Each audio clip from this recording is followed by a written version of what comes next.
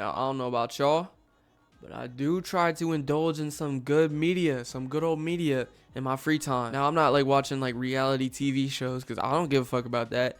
I'm watching shit like Rent a Girlfriend in Prison School and some other bullshit. Have y'all ever witnessed something so spectacular while you're viewing media? Have y'all ever like felt called to a piece of art, honestly? And I bet that you're thinking, yeah, I've witnessed things that are great, like One Piece and Dragon Ball.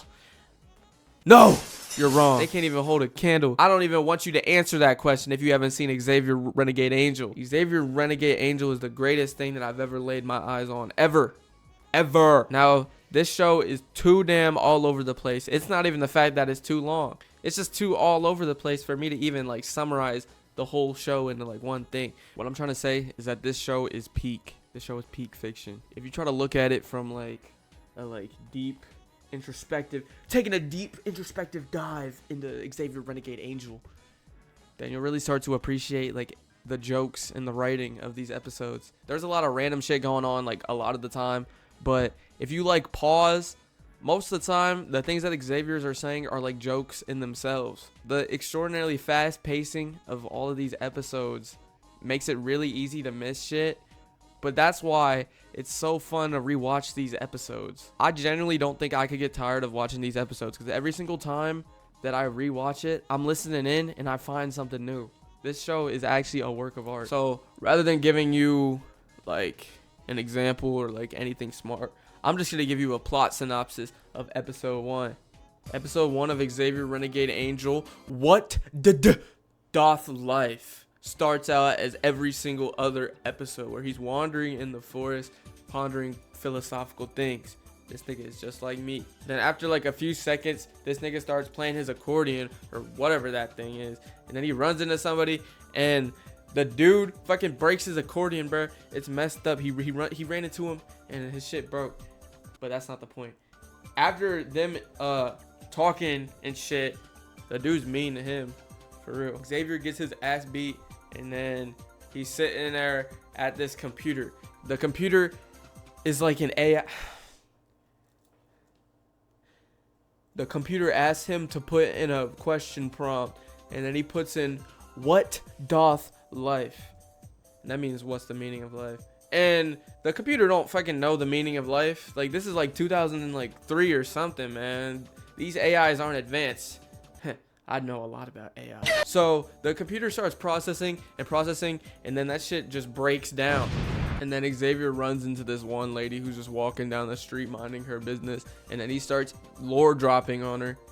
And this one scene has some of like the funniest jokes. Actually, no.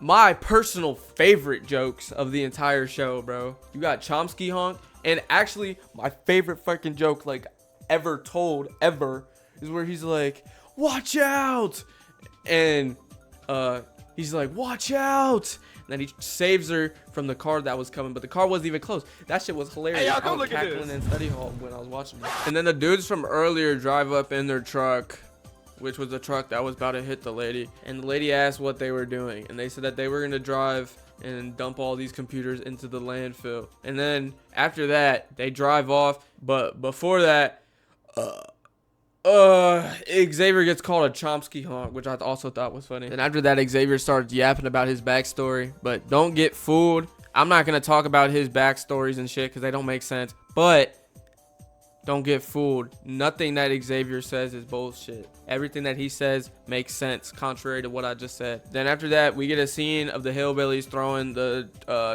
computers into the ocean and shit. Xavier is like walking, I guess, or something. I fucking forgot. And then he ends up at the girl from earlier's house, and she's taking a shower in the bathroom, which I can't really show.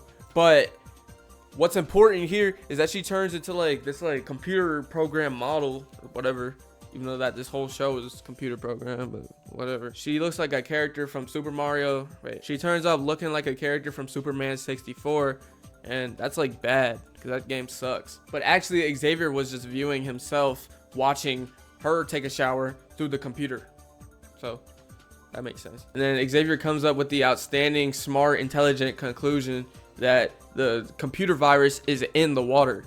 and then he jumps through the woman's window, and then he explains to her. I don't know if I'm still allowed to show her. Watch the fucking episode. It's on YouTube. Then some heroic badass music starts playing as this dude runs to the U.S. Army bill. I don't know what this is.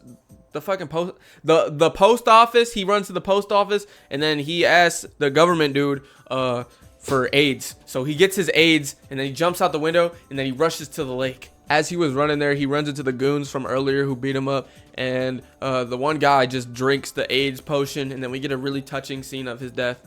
Curelicious. Is it working? Yeah, Cliff.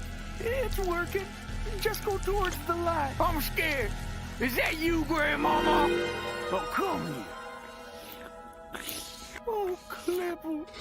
All the while, the whole town is looking like Superman 64 models, which, once again, is bad because that game fucking sucks, dude.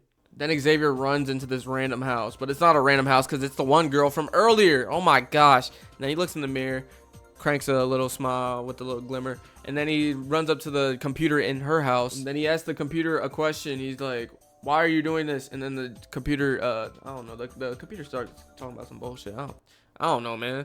I just work here. And then the world around him starts to look like it's from Slope. And then his dad or his trainer or teacher or whatever, I forgot, tells him the way. So he creates a flute out of her dog's spinal cord and her arm.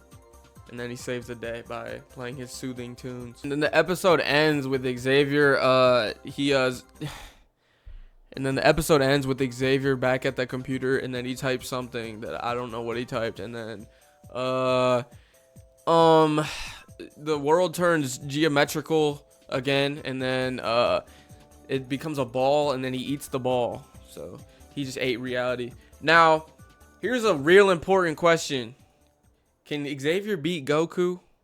If he did this shit to like the Dragon Ball verse, bro, Xavier beats Goku, bro.